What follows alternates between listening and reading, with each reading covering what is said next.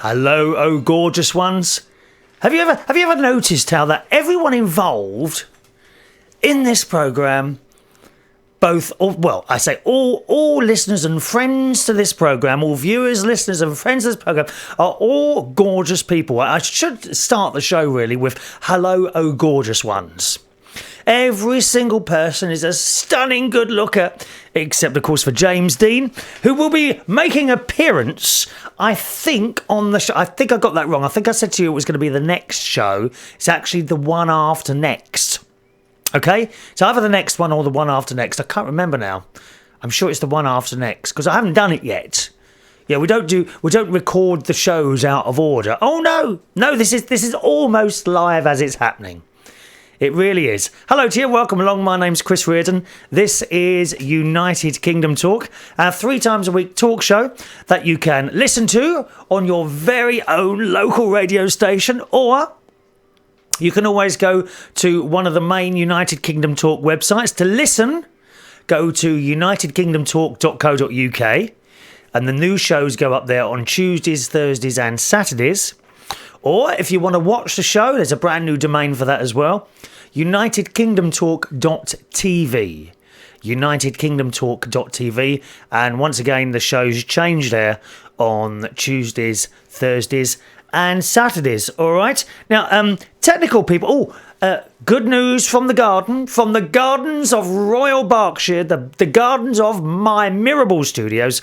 I have good news, and some of my seeds have now germinated, boys and girls. I almost went downstairs today and recorded the show in the garden, but I'll be absolutely honest, it's a bit of a setup doing that. Takes a little while to do it, and I thought, I'm not sure I've got time to do that. It's not that I couldn't be bothered. Don't ever say that about me, please. I spent ages working hard to bring you this little global phenomenon. I really do. But no show from the garden. Maybe we'll do one from the garden on the next show, okay? And, I've just dropped something. What was that? It was only my pen. 1 minute. Did you hear how that dropped then? In this in our newly decorated studios, I've got a nice, lovely thick carpet now on the floor. Oh, it's beautiful because the other one got very threadbare.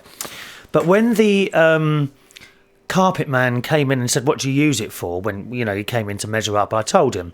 He said, "Have you got a chair in here at all?" I said, "Yeah, it's on wheels." He said, "Can I have a look?" So I showed him the chair. He said, "Right." He said, "You need to get a chair mat for that, because otherwise the carpet under the wheels will wear through very quickly." So I have got this plastic, I don't know what you call it, a chair mat. Yeah, chair mat. I've got a plastic chair mat under the chair. Couple of things with that though. Number one, it kind of moves. It seems to move around, not a great deal, because it's got little spikes underneath which kind of attach it to the carpet, but they don't seem to do it very well enough, and gradually it moves back away from the desk. So once a week I have to put it back into position again. So that's number one. Number two, it's not big enough.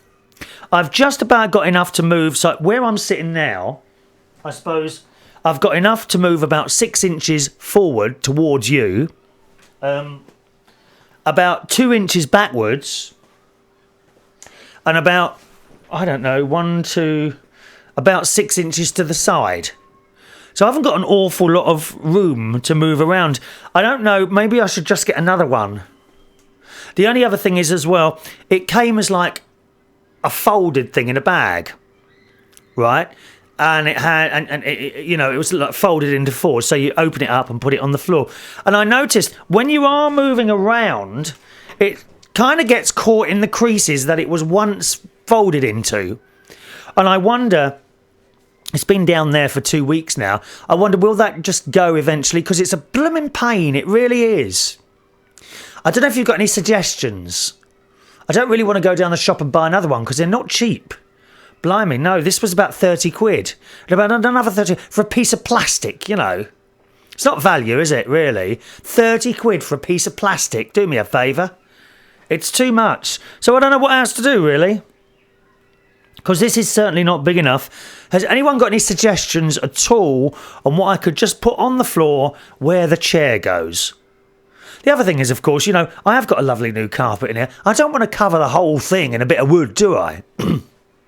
Someone did say, why didn't you have the wood on the floor? Well, the reason for that is because of sound issues, of which I'm having at the moment with the school over there. Can you hear them? Listen.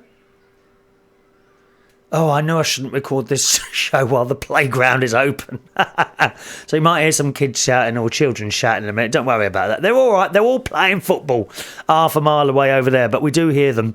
I don't know. It just doesn't bother me. Does it you?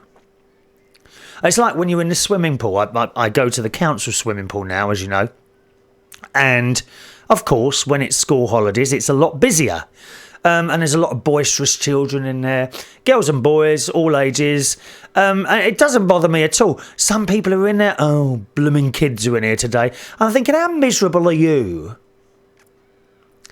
And some people forget that they were once children, I think. Don't they? Anyway, we've got some children news coming up shortly. My nephew Jimmy, yes. Is he still in trouble? I will come to that. I will come to that. Don't want it all too early, you know. We don't want to peak too early. Anyway, back to this floor thing. Has anyone got any suggestions what I could do? How about, I don't know, you see, I mean, if I put a big piece of wood down, that'd just look ugly, won't it? Don't you think? A bit of plywood on top of the area that I sort of roll along the floor. A bit like a Dalek, you know. Obey the Daleks! You will move! I am Dalek Chris! What is your name? Respond! Oh, I love the Daleks on Doctor Who, don't you? Can you do a Dalek? Eh? You should do it in a supermarket. People are terrified. What you have to do, you get your hand and you put it on your forehead with your finger facing outwards directly to the front. Now, that is your eye, and it moves around, you see. That is the Dalek eye. And you get another bit, which you put kind of down by your side. Okay, now I'm holding it up higher so that you can see it, but you want it down round about belly button waist, and that's pointing out, and you move them around as you talk. And you talk to people like that, you know. Do not dispute with the Daleks. You will obey. Where is the doctor? Oh, it's great fun. I used to be a Dalek at school. Yeah, that's one of my other things I was. I was also, of course, a train engine. I was always the engine, never at the back. Oh, no. I was the engine, and I was a Dalek as well. Great fun. Back to the floor thing. Yeah, I like to wheel around the floor like a Dalek, but not a good idea on the new carpet. What else can I put on the floor that isn't going to cost me an arm and a leg? Because I'm not paying out another 30 quid for a bit of plastic. I'm sorry, that's taking the mick, that is. Absolutely taking the mick for a bit of plastic. I really don't know. I might have a look down. There is another stationery shop that they might have go. Or I could have a look on the internet, couldn't I? Let me make a little note of that. Look for chair thing floor. I'll understand it. Don't worry about that. But there must be something I can put. It's kind of got to go. Oh, that's what I need to do is measure it, isn't it? It's probably got to go about 12 foot by 5 foot. That's the size of bit of plastic I want. Any other suggestions? Let me know. The email address of the show, if you'd like to join in at any time, and it's always lovely to hear from you, is chris@unitedkingdomtalk.co.uk. chris@unitedkingdomtalk.co.uk. All right. What else have we got here? Oh, talking of running, news on my niece's dog, Monte. You remember her dog? Monte is a little bit loopy at the top. He's a lovely dog, very friendly, but boisterous, and he is the clumsiest dog in the world. He will run into your living room and knock everything over while he's coming to say hello. It's hilarious. Well, it's probably hilarious because it's not my house. Have you got a pet like that? I've never come across a pet like it, I tell you. Really haven't. Anyway, the latest thing he did, Monty likes to chase flies. A fly comes into the room and he's like, chasing it all over the place, knocking things over.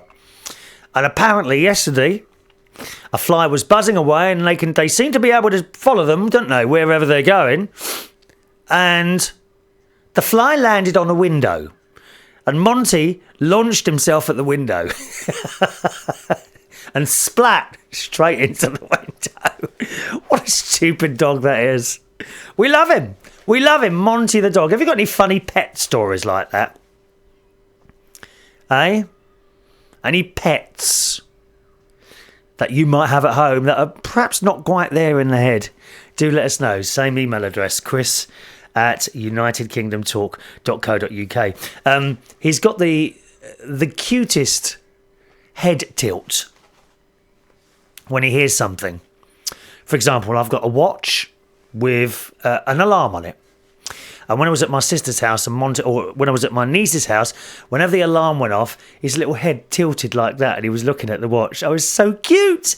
Cute, cute, cute. We do like cute. That's probably why you like this programme, because I am cute. Pardon? Well, I have been told that. Not in the last 10 years. Do you know what? There's a wasp in here now. Oh, I don't like wasps. Just a minute, I'm going to have to get rid of that. Can you hear it or not? Oh, I just heard that fly in. 1 minute. Not having that in here. Oh, get out. Get out. Go on. Ooh. It's one thing I can't stand, wasps. Scare the living daylights out of me. But I still can't. I still have difficulty killing them. Funny, isn't it? I have difficulty killing anything. Spiders. You see people with spiders, and they're straight over there with a shoe, aren't they? Like this. See a spider, and it's gone. And I would never kill spiders. It doesn't matter how big they are. Maybe in Australia, where they're dangerous and poisonous. We don't have dangerous and poisonous spiders here, thank you. Just dangerous and poisonous people. Like James Dean. James Dean, if you're wondering who he is, he hosts a podcast as well. It's called The Matinee Show. And you can listen to that. It's matineeshow.co.uk. Matineeshow.co.uk. Tell you who I haven't heard from for a while. Joe. What's happened to Joe? Joe from AmericanTalkUSA.com. Where are you, Joe? You've gone very quiet. Please be my friend. Please. I haven't heard about you or your children for ages now. Huh? What is happening in your life? Chris at UnitedKingdomTalk.co.uk. Now, news from the garden then. Yes, number one, some seeds have germinated at last. All the sunflower seeds came up quite quickly, I must say. They're all in individual little pots, and when they've got a few leaves, I shall go and plant them out into the communal area at the front there, and I shall have, hopefully, the best display of sunflowers in the whole of Bracknell. Great, tall, beaming, smiling faces. Sunflowers are happy, aren't they? Don't they make you look happy? Don't you think certain flowers just bring on happiness, don't they? You look at the sunflower and it just looks like the sun, and you can imagine them with big smiling faces on them, beaming down on you like I do. Huh? I think they're lovely plants. Anyway, I'm hoping to grow them quite tall. I know some of the schools around here have competitions to see who can grow the tallest sunflower. And actually, there's a little boy who lives 2 doors down. So I could. Oh, I know you can't do it in a pot, can you? You've got to do it in your garden. I could ask his dad. I could give his dad a couple of sunflowers and say, hey, I'll see if your boy can grow those, and then he can win the competition. Huh? With a little help from neighbour Chris. Chris is a good neighbour. Neighbours. Everybody needs good neighbours. Do you still watch Neighbours? I haven't watched that for years now. Do you know that's been going for, is it 25 years or 21 years? Where's the time gone, eh? Do you ever wonder that? Time's like that, isn't it? Anyway, back to the garden, yes. So the sunflowers, they came up about 10 days ago, to be honest, quite quickly. But this week, last, the tomato seedlings, some of their little heads have appeared from the earth. They have burst into life. Well, they look so weak at the moment. Tiny little seedlings about, I don't know, about a quarter of an inch, and they look so thin and weak. They need nurturing, they need looking after, and who better than Uncle Chris to look after those little new tomato seedlings? The pepper plants, not a single one has poked its head up of the earth yet, because I like peppers now. For some reason I've started eating raw peppers. Is that good for you? I'm of the opinion that any fruit and veg that you eat, whatever way you eat it, is pretty good for you, I think. Raw peppers, I think they're on the same sort of levels as oranges, aren't they? Full of vitamin C. So I've started eating raw peppers for some reason. Not because I felt I needed to eat them. I just like the taste. For years I've chopped them up and cooked them, but I don't know, I had one chopped up the other day and I thought, I wonder what that tastes like raw.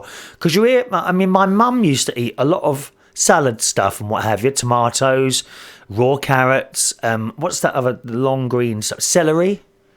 She used to eat celery and she loved the crunchy, and I remember as a child I thought, oh God, why is she eating all that stuff when you can go out and have a nice bag of crisps or something like that? And I don't know, I just picked up a bit the other day and I chewed it and I thought, that's really nice and crunchy. And I finished it. And ever since then I can't stop eating them. And they're not cheap. 3 peppers, we pay for 3 peppers here in the UK about £1.58. But then you've got different types of peppers. They do in Sainsbury's, they do a basic peppers, which is cheaper. It's about £1.30 for 5 peppers. Now, the ones I buy are in a slightly better bag, and they're 3 for £1.58. Or you get the organic ones, and you get 3 for about £2.20. Now, the question is, what's the difference between basic peppers and the ones in the middle? I understand the difference between organic peppers and the other two, in that they haven't been sprayed with chemicals or fertilisers and all that. I understand that one. But what can possibly be the difference between a bag of basics peppers, 5 in there for about £1.50, roughly, or the normal bag where you get 3 for the same price? What on earth could be the difference between those two? Because I don't get that. If you've got any idea of that, I'd like to know. Chris at unitedkingdomtalk.co.uk is the email address. What could possibly be the difference between the packet of basic, really cheap peppers, 5 for £1.50, and the normal bag where you get 3 in there for roughly the same price? They look the same size, they look the same colour. So why is there a difference there? I don't get it. If you know, please let me know, because am I wasting money here unnecessarily? Listen, hey? Chris at unitedkingdomtalk.co.uk. So I started eating raw peppers. Raw carrots, well, I don't know, I haven't really tried those. Perhaps I should try those as well. Is all this stuff better raw than it is cooked? Oh, someone at the door, how exciting. Just a minute. Sorry to leave you for a second. I'll be back in a minute. 1 minute. Back in a minute. Don't go away. All right, thank you very much. Cheers. Oh, I'm coming up the stairs. Just a minute. Oh, I know what this is. Hello, this is Chris. Oh. Please leave the message and phone number after the Oh, tone. no. Or try me on the mobile. There goes the... 1 minute now. It's all going off now. There we are. Oh, sorry about that. 1 minute. Answer phone's going off. It all happens today. It's all happening today. Oh, I've got a little parcel here. And I know exactly what this is. Oh, the excitement is building. So, yeah, as I was saying, is it better to eat these things raw or to cook them, or doesn't it matter? Come on, we must have... What about... I know, we need to ask Brenda. Who's Brenda? Brenda is... she does a little bit on Joe's AmericanTalkUSA.com show. Joe, can you ask Brenda, is it better to eat stuff like peppers raw or cook them? Please let me know. Brenda, thank you. Chris at unitedkingdomtalk.co.uk. So, peppers not germinated. Tomatoes have started germinating. Corn. I'm doing sweet corn as well. No germination yet. Nothing. I spoke to Wayne the butler, and he says you need a little bit more patience. He said give them about 4 weeks. If there's nothing up at 4 weeks, you've got a problem. Okay, so there we are. He also said, they know they need... I always thought you needed to germinate things in the dark. But he reckons I should bring them out and leave them in the garden. As long as it's not too cold. So that's the garden news. Oh, yes, and there's a bird. Did I tell you about the bird's nest? Yes, I've got a bird's nest in the garden. Yep, I have indeed. And I've got a jasmine growing up the wall. And last year I cut some of it down and it's grown back up, but there's some dead bits at the top. And I noticed that every time I left the kitchen, because it's kind of right next to the kitchen door, if I banged the, not banged, but knocked the jasmine plant with the door, a bird would fly out. I thought there must be a nest in there. And I kind of looked carefully without touching it.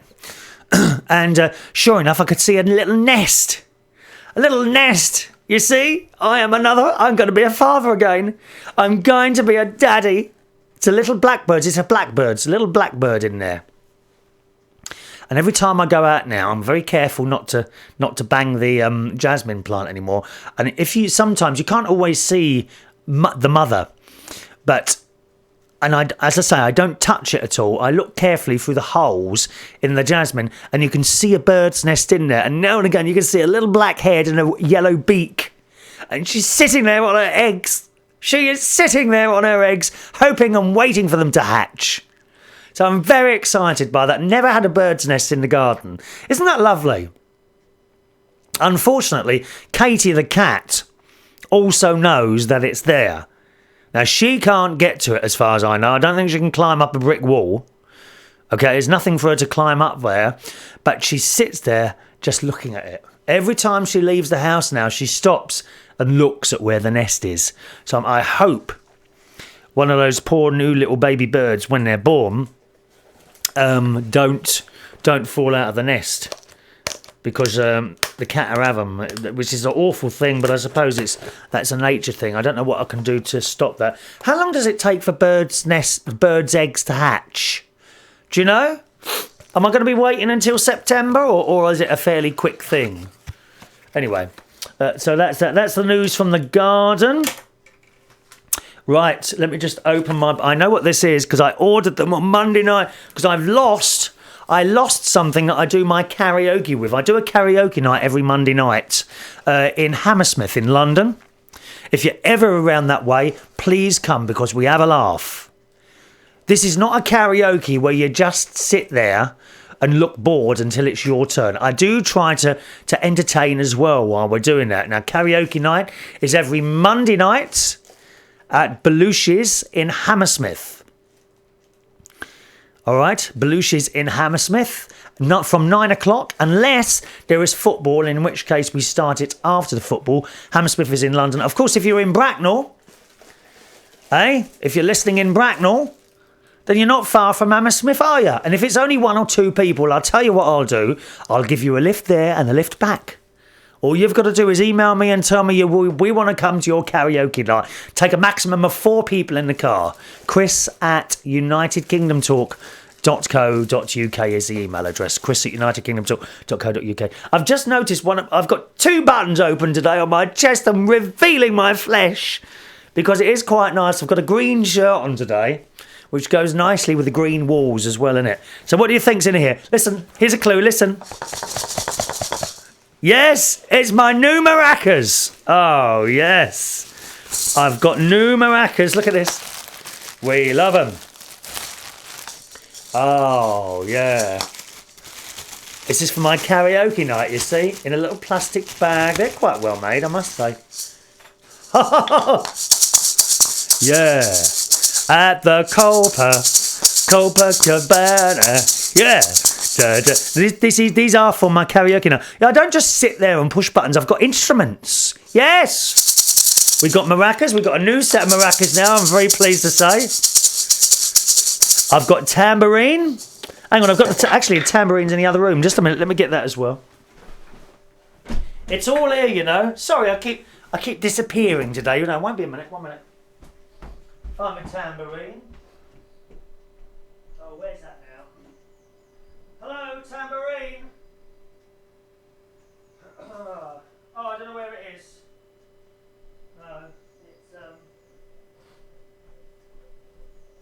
can't find that. Can't find it. It might be downstairs, actually. I'm not sure where I've put that. Sorry. I got you all excited there, didn't I? No, I don't know where the tambourine... It's not in this room, is it? No. So we got a tambourine. We got maracas. I've got a triangle. I've got... and cymbals. Oh, and jingle bells. You know, like the jingle bells like you have at Christmas when Santa is on his sleigh visiting all us young children. Huh? I've got that as well. So there we are. Right, so I told you about the garden. Oh, Jimmy. My nephew Jimmy. That's it. Regular viewers or listeners to the show may like to know, or may not, you do know already, but my nephew, 12-year-old... Is he 12 yet? Or is that coming? Yes, 12 now. 12-year-old Jimmy has been in trouble at school. He has been on school report. Terrible. And he has to collect ticks next to all his lessons. He's got like a green piece of paper because they have different levels of disobedience at his school. Differing levels. He's on the green... Or he was on the green sheet, which actually isn't too bad. If they are still naughty boys, then they go on to the yellow sheet. And if they are even naughtier boys and girls, they go on to the red sheet. Well, I am pleased to say he completed his green sheet and now he is off school report. Yes, he is. His mum, my sister, had to go down the school. She was summoned by the head teacher to go and visit. Who apparently informs her, she said she's a bit mouthy, my sister. Oh, she is mouthy. She was ready for a row. My sister, she was ready for a row. She said she got in there and they were as nice as pie, these teachers. She didn't see the teachers who have the problem with Jimmy, but apparently there were 7 of the teachers are very happy with him, but 4 of them are not. And she thinks that's good, you see. 4. Well, she said, yeah, but... I said, yeah, but that's 4 who aren't happy. Yeah, but that's 7 who are happy, she's saying. You can't get it into her, dear. Now, once she's made up her mind, that's it. You know.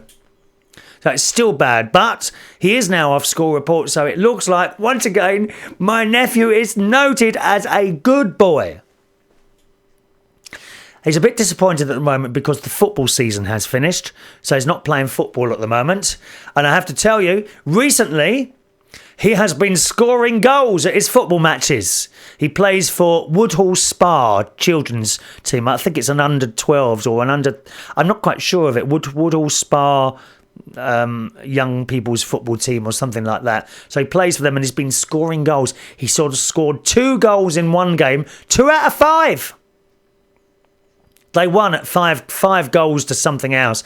And out of the 5, he scored 2 of them. That's more than a third, nearly half.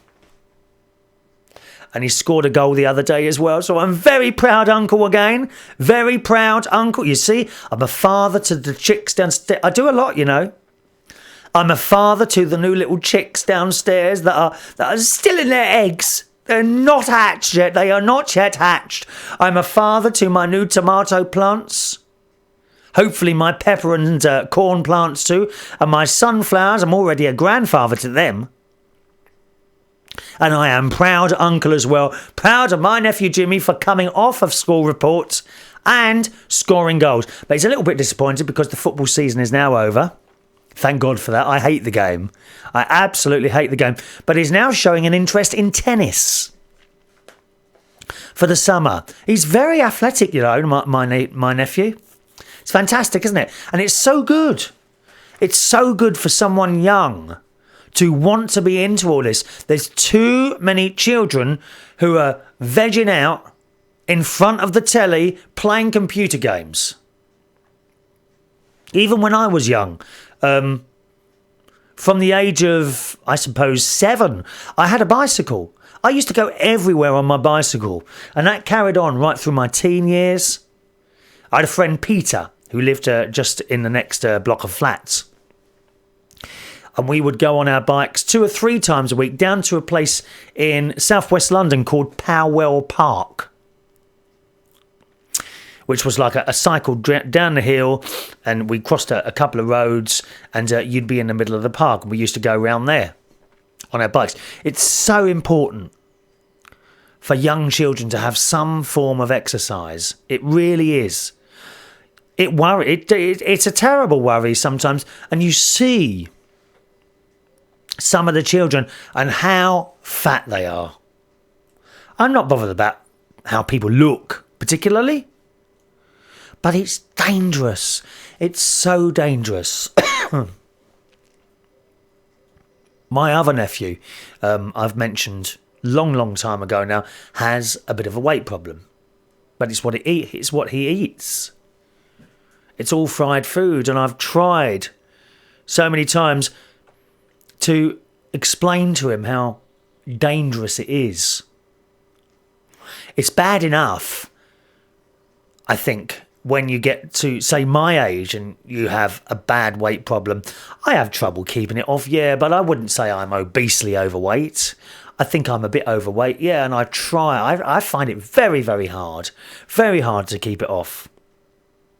But there you go. But for someone, who's in their 20s and is already quite overweight, I just worry, especially if it's a member of your family, and you can't get it through. You can't get it through.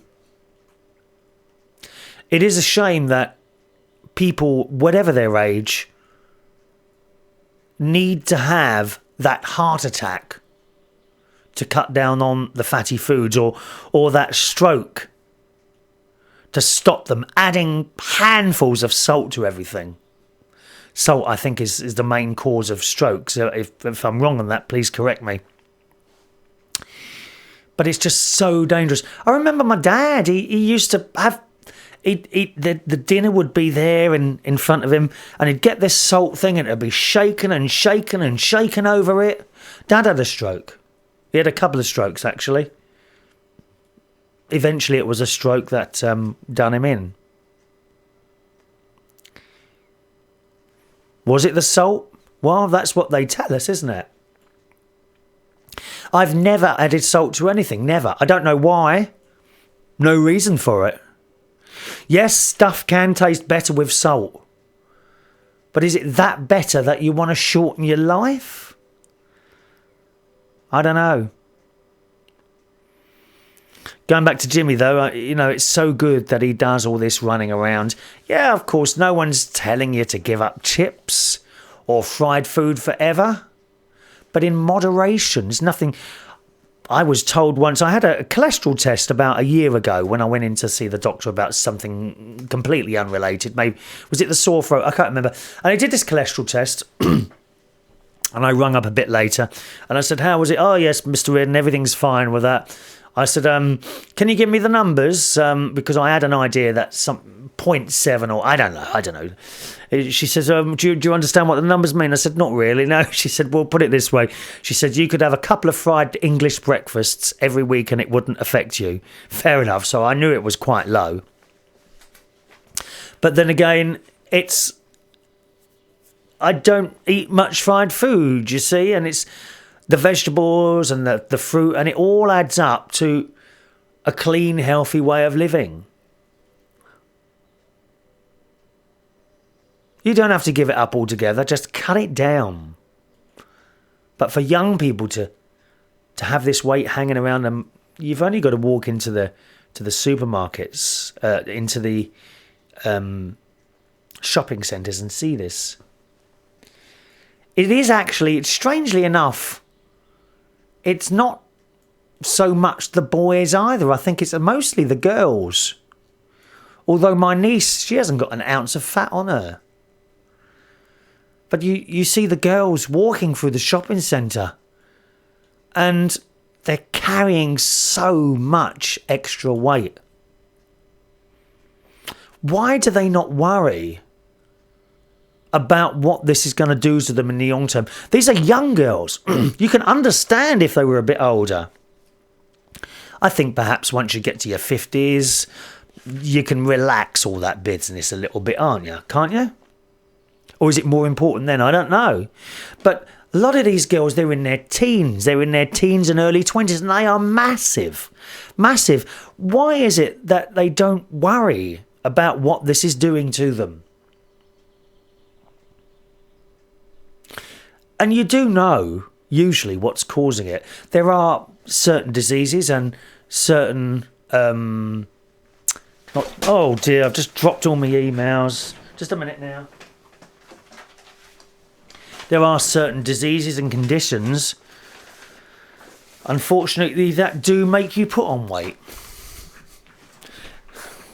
Or certain drugs that people have to take for their conditions that make your cholesterol go up. But most of the time, I think in the majority of cases, if you actually sit there and think about it, you will probably know what is making you so big.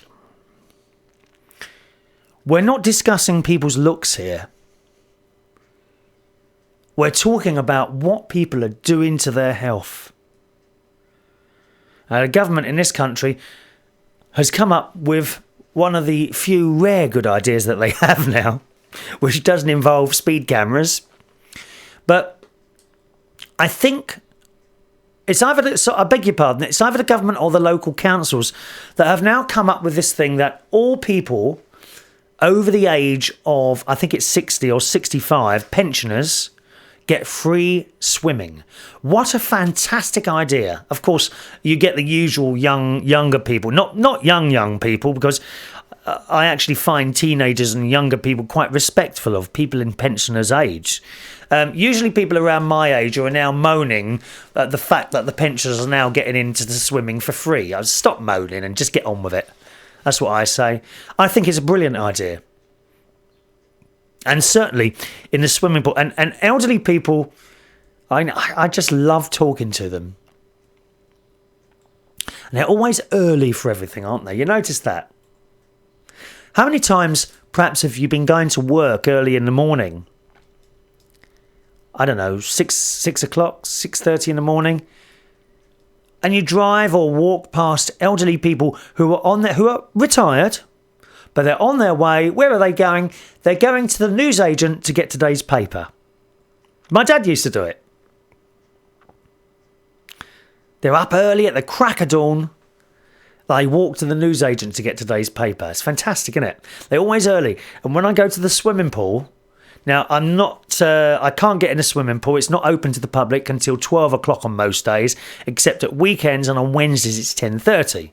Let me tell you, those elderly people are queuing up there at 10 to 12 waiting to get in. They can't go in before 12, so they sit in a little area, and they're all ready to go. I think it was a fantastic idea, whoever came up with giving free swimming to the elderly. Now, do you think, although I have to say, do you think councils do this, or the government do this for out the goodness of their heart? No, of course they don't. Of course they don't. They do this because the healthier and fitter we are, the less money has to be spent on the NHS. Prevention is always better than cure. I wish I'd listened to that a few times. Prevention is always better than cure. So, if these elderly people are very unfit, then a bit of swimming can only do good, and perhaps will keep them out of hospital. Therefore, they won't have to spend money in the NHS, will they? The government will have less money having to spend on keeping them alive. You see, it's all very clever, but I still think it's a brilliant idea being able to give that to elderly people. I'm all for treating elderly people in a good way. And going back to prevention is better than cure, let's go back to the weight issue, you know. That's what bothers me about my nephew. What can you do? You can only make your sort of worries known, can't you? You can lead a horse to water, but you cannot make it drink it, although it doesn't look anything like a horse. Okay? Any comments on that? Let us know. Chris at unitedkingdomtalk.co.uk. On to the emails then. First of all, it's our friend in Australia, CW. Hello, CW. A long time since I heard. And he starts off the email. This is our mate Chris in Victoria, as he always does. And it says, "Hi, Chris from Victoria, Australia here. Sorry it's been some time since I last wrote." Now, he always puts that bit there. But we are used to this now, Chris. Chris, I'm used to being part-time with you. It hurts, quite frankly, that you're only there once in a blue moon, but I suppose something is better than nothing, Chris. He said there's been a lot of work here to be done after the tragedy of our recent bushfires here, and I've been helping my neighbours trying to rebuild some of their lives. Do you remember in the news stories all over the world about these terrible, terrible fires they've had in Australia this year? I know quite a few Australians, and they tell me it's a beautiful country. I wanted to emigrate there for a while, but even if I wanted to now, well, I still would. Much more difficult when you go over the age of 45. Chris says, as of late, I've been thinking about making a new demo tape with the help of a paying job in radio. Well, I don't know what your radio's like there to get jobs in Australia. I guess it's the same as here. It is now extremely difficult to find a paying job in radio. It really is. And even if you do find one, Chris, you will find, certainly in this country, there are so many restrictions. Not necessarily from the government, but from the radio stations themselves. They're terrified about upsetting anyone. Absolutely terrified of upsetting everyone. They won't take risks. They won't experiment. You'll have the same 20 records to play over and over again. You'd be happier sitting on a till in your local supermarket. I'll tell you that now. I'm very, very lucky with this show. I make the show. It is offered to anyone who wants to play it out, but it is offered in the form that I send it. Okay? There's no one above me saying, "Oh, you can't say that," or "Oh, no, you mustn't mention that." To me, it's common sense. You don't want to upset people. This show is about sharing experiences. Sometimes we mention brand names. If I said to you, I like Cadbury's chocolate, okay, I'm not being paid by Cadbury's to say that. I'm sharing with you a personal experience. If I said to you, I had a terrible time with the 3 telephone network, which I did, okay, that is my experience, so I can say it. What you get into trouble would be if I was to say to you, I had a terrible problem. Someone wrote in and told me they had a terrible problem with Reardon toolmakers. Okay, because that's not my experience. You know, you need to be able to back it up. So, you know, the point is, you don't want to upset anyone. Last thing I'd ever want to do is upset someone doing this show. So most of it's common sense. But I like the fact that there's no one about. Yes, I'm not paid to do this. I know that. But I'm in control. There's no one telling me what to do. Now and again, I get suggestions from maybe the various stations that play it, or people such as yourself, which sometimes I take on board. It's great to have suggestions and input from other people. But to find a paying job in radio, you will have to fit into a box. Can you do that, Chris? I had a very good friend who once worked at Talk Sport and LBC, 2 stations in London. Well, Talk Sport is national, is a national talk station, and LBC is the talk station in London. And he worked at both of these places. And I said to him, you know, I really want a job on one of these stations. He said, Chris, believe me, you are... He was on both of them. He said, Chris, believe me, you are much better off doing what you do. Within a couple of weeks of joining a station like that and doing your shows, you will question why you ever wanted to do it. So restricted. That's not what I do. I like a bit of free speech, don't you? A bit of free speech, as long as it doesn't upset anyone. Chris says, not that I don't love community radio and the freedom that comes with that, but having more than one job right now isn't such a bad thing with the way the world is going. Yeah, that's true enough. It's a rather scary concept, putting oneself out there for rejection. But after thinking it over, it will be a station's loss, not mine if they don't hire me. I like it. I like it. Some time ago, you were speaking of fake tans from such from salons. We have warnings quite a bit in Australia because of skin cancer, because of the sun, to use lotion. So in moderation, I believe it would be better than the salon. What, in the sunshine? Oh yeah, absolutely. I would never go on a sunbed. So I was talking to someone actually last night. Oh, why?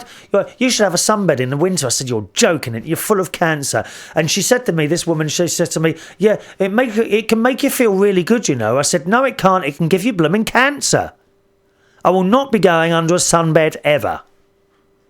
I actually believe that the sun isn't that harmful, depending on where you are. Now, you see, the trouble with you lot in Australia, none of you, I suppose, really are native to it, are you?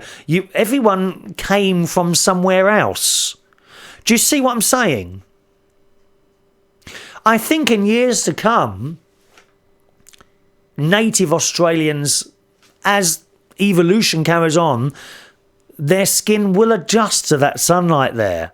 But still, you're only a few generations of the settlers there, aren't you? So I think why you get so much skin cancer there is because your skin is just not right for that area. Whereas here in the UK, I don't know what the skin cancer rates are here for people that have not been on sunbeds. It would be interesting to know that. Now, I do sunbathe. I won't lie to you. If I go abroad, I like to sunbathe. I can't sit out there if it's too hot, though. Can't do that. I'll have to go in the shade or something like that. But I love it, and it's, you know, especially if it's not too hot and you're just laying there with your top off under the sunlight, and it's just beautiful, isn't it?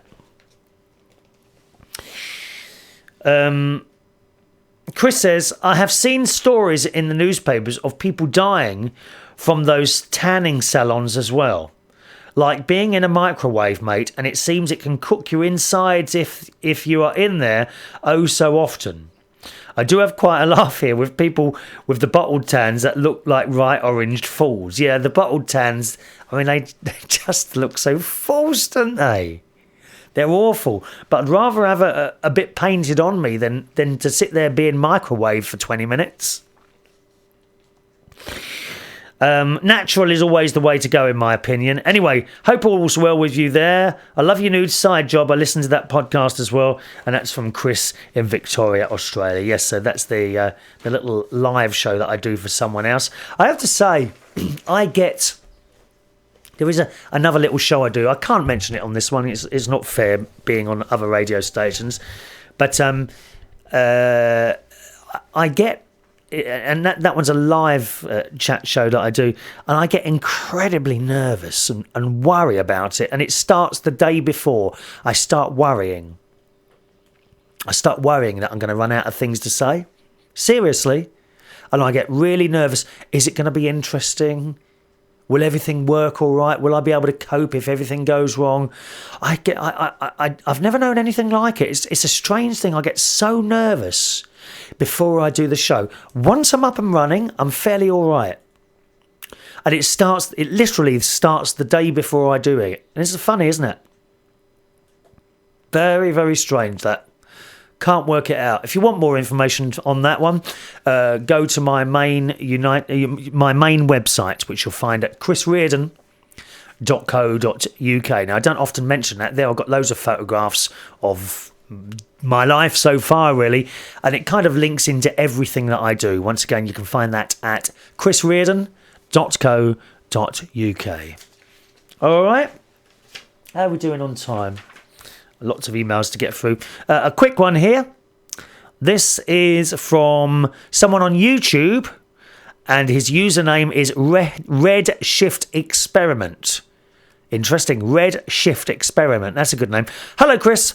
I like your channel. It's great, and I subscribed. Please keep those great videos coming. I like the topics. Interesting stuff. And remember, please subscribe to my channel. So there you are. Have a look at that one. He says, my channel, movie reviews, original music, comedy skits, informative videos and more. You will love it, and I'm sure I post something new every week. And that's from Red Shift Experiment. All right? So have a little look at that. What is it? YouTube. What is it? www.youtube.com/Red Shift Experiment. That's where his thing is. Now, I did say to you that we hadn't heard from Joe for a while, and look, here's an email here now. Pay attention, Chris. Joe says, I was in trouble all the time as a schoolboy, because we're talking about did you get into trouble at school? Thanks for noticing, he says. I never really grew out of it, to be honest. I wasn't a troublemaker at all at school. The principal kept himself in great physical shape, padding me. He had one of those paddles with holes drilled in it. Oh, is that something that you get hit with? Oh, sorry, I didn't know that. Paddling. Paddling me. Oh, okay, with a paddle, yeah. Oh, he had one of those paddles with the holes drilled in it. It would light your rear end on fire. He kept a little black box on his desk with index cards in it. That's how he kept up with the number of incidents a given student had had, be it detention, paddling, what have you. I had multiple cards in my file. My mum refers to me this day as an active child. I think we all know what that means. You were a bad boy, Joe. A bad boy. Joe does his own podcast. Joe's in America, Tennessee, and you can listen to his podcast at AmericanTalkUSA.com. AmericanTalkUSA.com. He says, I've got to be honest, though. My father was dismissed from Berea College for insubordinate behaviour. Some of these words they come out with, they're like, insubordinate behaviour. I like it. He reversed the motor leads on a manure spreader, placed it on the front lawn of the dean's home and rigged it such that the motor engaged when he opened the front door to retrieve his Sunday Lexicon Herald leader newspaper. Once the dean had cleaned up and cooled down, he asked my father to take his shindiggery elsewhere immediately. Thank you, Joe. Love the stories. We want stories at the moment for what naughty things you got up to at school, okay, Chris? At unitedkingdomtalk.co.uk to send those to, please. Susan, our cat lover, writes about ghosts. We were talking about the supernatural a while ago. Chris, you mentioned that you could not make it to the top of the Eiffel Tower. No, it wasn't that I couldn't make it there. Physically, I could have. I just scared. I don't like heights at all, Susan. It was bad enough going halfway up it. I'm not going to the top. Oh, my God. What if it all falls down? Yes, it could happen. Or I might be struck by a lightning bolt while I'm up there. No, thank you. She says, there is a bar in one of the hotels in Dallas called the Ghost Bar. It is aptly named because people tend to turn as pale as a ghost after stepping out onto the deck. You see, the bar is on the 33rd floor of one of the hotels. It has a 100 square foot balcony that is made entirely of glass. The floor is also glass. You feel like you are walking in the sky since there is nothing but glass between you and the ground of thousands of feet below. Oh my God. You would not get me up there. Susan, you would absolutely not get me up there. Most people have to have a few drinks before they can work up the carriage to step out onto this large deck. Paris Hilton visited this bar the last time she was in Dallas. Oh, no, thank you, Susan. Or you can go up there on your own, my love. I don't like heights at all. Thank you, my darling. Okay. Here we are. And this one is anonymous. This is anonymous, this one, from one of our regular correspondents, and says, you know when you ask whether any of us have been naughty at school? Well, I was. Plus I was bullied as well, which is not nice. But I do remember being naughty, yes. Let's just say I'd done a few bad things at school. So thank you very much for that one. It's a horrible thing being bullied at school. I had it a bit because my teeth used to stick out. I was bucktooth. I was absolutely bucktooth with the sticking out teeth. Thanks for that one. Doug in Akeley, USA, not Canada, says, you said you would like to pass out jobs for people to do. I'll be right over. And no tea or coffee, just a Coke. But I would have to work to cheap because all the happy times you have given me with your shows should be about a year now that I've been watching you. And that's from Doug in Akeley, Iowa, USA. Thank you, Doug. It's a nice little message. I do like to bring a little bit of smiling into your life. I try and make people smile. That's what I do, and think a little bit. And Puck, another one from YouTube here, Puck971 is the username, who says, oh no, please mate, no singing. You were going to make my ears bleed again.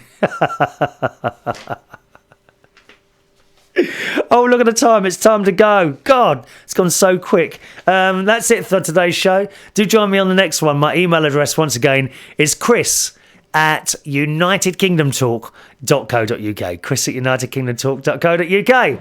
See you soon. Thanks for watching and listening. Bye-bye now.